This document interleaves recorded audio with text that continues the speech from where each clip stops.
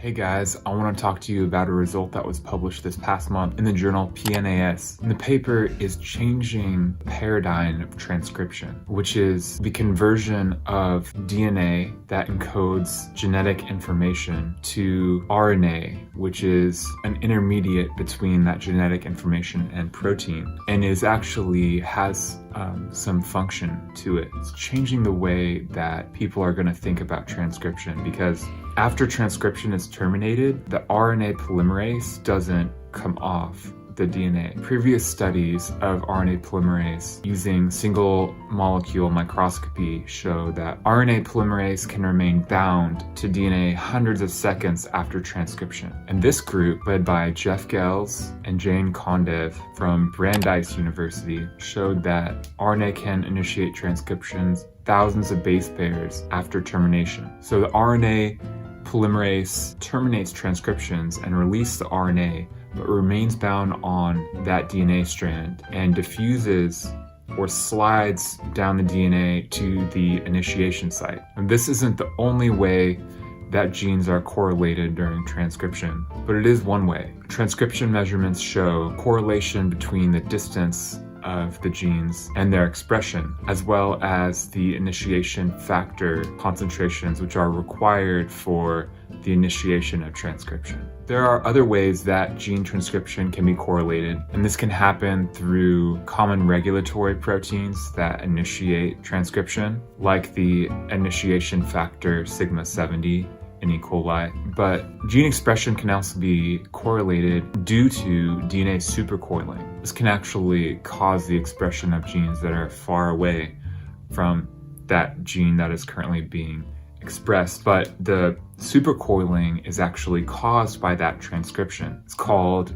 transcription-coupled DNA supercoiling, and I just learned about it in this paper. Another way to get correlation of gene expression is by terminator read-through, and this is when an RNA polymerase fails to read the termination sequence and continues to transcribe RNA through the DNA between the two genes, which are introns, and it goes all the way to the start of the next operon. An operon is either a single or multiple genes that are transcribed together. They're transcribed together, but they may not be translated together. It could be separate genes that become one long mRNA, and it may or may not have multiple protein products. So this group modeled the process. They knew the RNA diffuses along the DNA with the coefficient D. It can dissociate or can bind an initiation factor sigma 70, and it can dissociate subsequently, or it can bind sigma 70 and initiate transcription at the initiation site, the promoter. Then they experimentally determined the kinetic parameters for each of these. They knew the diffusion coefficient. They determined off rate, the rate of release of the RNA polymerase from the DNA. They measured the binding of the sigma 70, and then they measured the off rate of the polymerase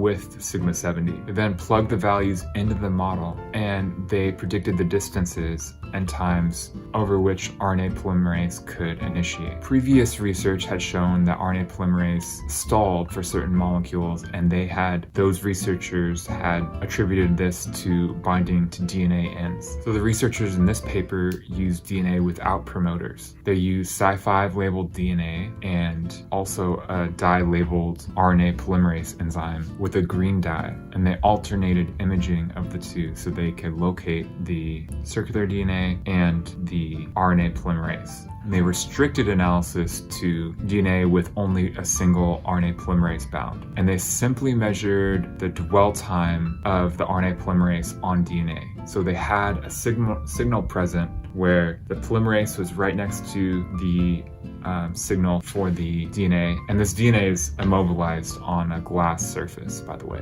By measuring this dwell time at different concentrations of sigma, they were actually able to find the probability density of an RNA polymerase finding a subsequent operon, and also the coupling efficiency at different concentrations of sigma. The coupling efficiency is the coupling of the expression of two genes that are nearby each other, using the same RNA polymerase for both. And they found with their experiments and their calculations that there is a high probability that an RNA polymerase, will extend past termination, bind sigma, and reinitiate transcription at the next operon. We're talking like 10 to 80% coupling efficiency. This means 10 to 80% of the time, as long as it's on the order of 1,000 or several thousand base pairs or less, you're going to have that kind of probability of coupling between two subsequent genes. So what, you may ask? Why is this important? I think it significantly changes the way we think about transcription, and it's hard to say what actual impact it will have on the world. It may cause